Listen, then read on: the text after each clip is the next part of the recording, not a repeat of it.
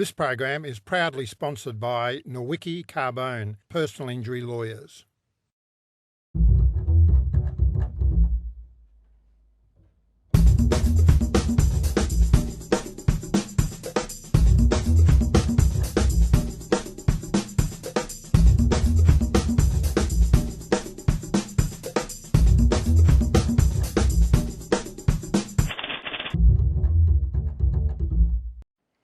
Welcome to another edition of Conflict of Interest, and tonight the global economic meltdown. With me is Peter Farris. I'm Greg Barnes. Peter, the bailout package in the US passed last Friday night, Australian time. Predictable. But most people are saying that, that really is not enough, not nearly enough, not going to work. We are in for one hell of a recession globally. Well, we have to suck it and see, don't we? I mean, I don't think they had any choice but to shore up the banks. I've got no problem, the financial institutions, I've got no problems about that. I mean, to go into no man's land where they don't would be horrific. But what's going to happen next, I don't know. What are the implications? What are the implications for the US election?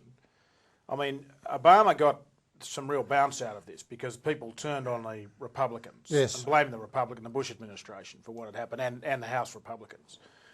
But is this going to play out now got a month to go. Is this going to play out over the next month? Because this seems to be now the biggest story in town. Yeah, but I think the bailout, the bailouts happened. Yeah. I think it'll die as a story. Well, except that, and one of the things we're going to talk about I'm talking about the bailout. Yeah, I understand not the that. economic problem. I think the problem is that, for example, the US national debt is now something like $10 trillion. I mean, this is an economy in real trouble, serious trouble. And there's no doubt going into a deep recession.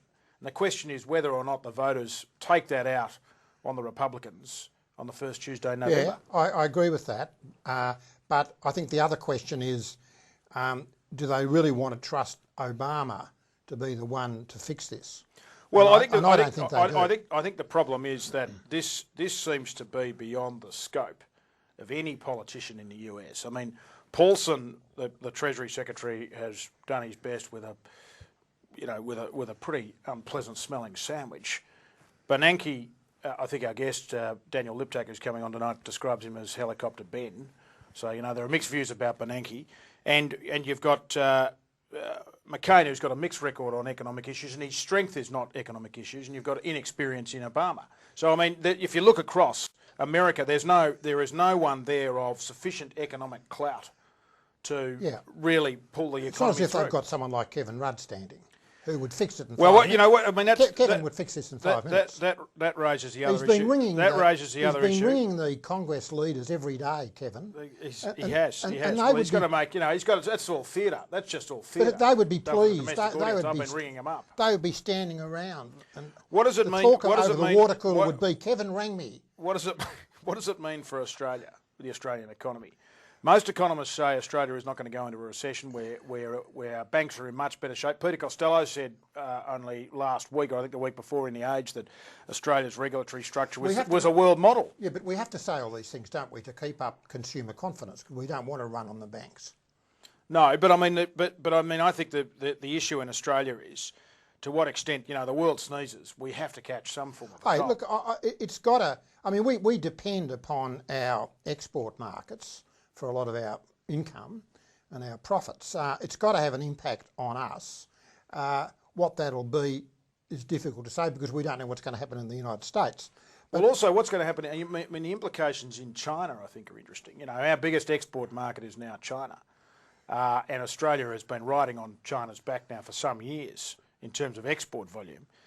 If Chinese demand drops, even, it's up around 10%, but I mean, if GDP there drops, 1 to 2%, that has horrific implications for the budget here. I mean, we've got a $20 billion surplus. It's going to shrink very, very quickly. Well, I mean, our $20 billion surplus is nothing on the world stage. No. I mean, it could just go like that.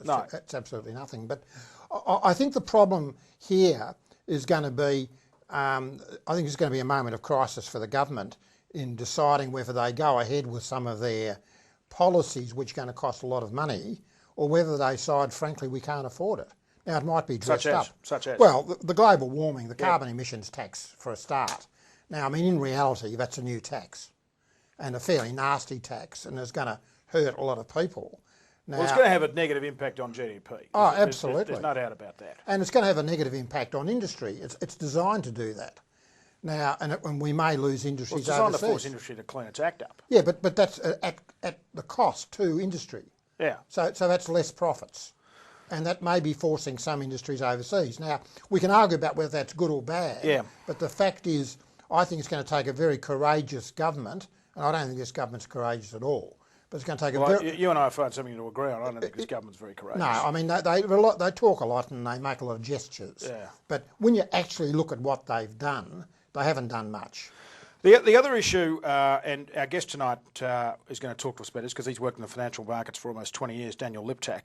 But one of the issues that interests me, Peter, is the fact that you've had a lot of front page news. In fact, I heard on commercial radio the other day, I was going to the airport, the bloke talking about short selling. He said, now we're all, it's becoming a man on the streets now talking about short selling, whatever that means. But one of the things that's interesting is about 40% of Australians have exposure to the stock market. Yeah, but they're not short selling. I don't know what short selling means, and I don't think most Australians do or care. Well, and one of the things we want to look at tonight is the impact on the Australian stock market. I mean, you've seen Wall Street plummet in recent weeks. You've seen the value of Wall Street plummet. It must have a negative impact. It must have a negative impact on Australia. And what you're looking at politically is a lot of people complaining about what's happening to my superannuation. Well, because you see, you've had government after government in this country of both persuasions encouraging people to put money into superannuation. And they put them in. On the basis that it just safe. keeps going north. Yes, and you get the tax deductions. Yeah. Well, people may be finding out now that it wasn't that smart, that what they're now losing is greater than the tax deductions they've got. Well, and that creates a real political problem, particularly in marginal seats where you've got baby boomers starting to retire. Yes. Looking at I've talked to people over the past few weeks who are putting off retirement plans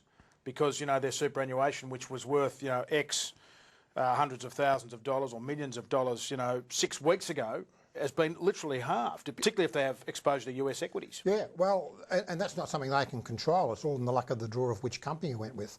Yeah, I mean, as a principle, I've never had my superannuation in a company. I've always gone for my own private fund because no matter how much I might cock it up, I'm not going to cock it up as badly as they've done. And how's your fund going, Peter?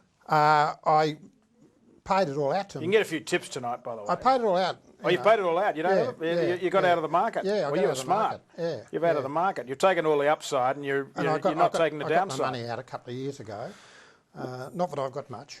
You're a multi-millionaire. We know that. Oh, yes. That's why you're doing this TV show. Peter, I think we've got to go. This is the only income I've got. I know. Well, no, what's the only income I've got now that my big trial's finished?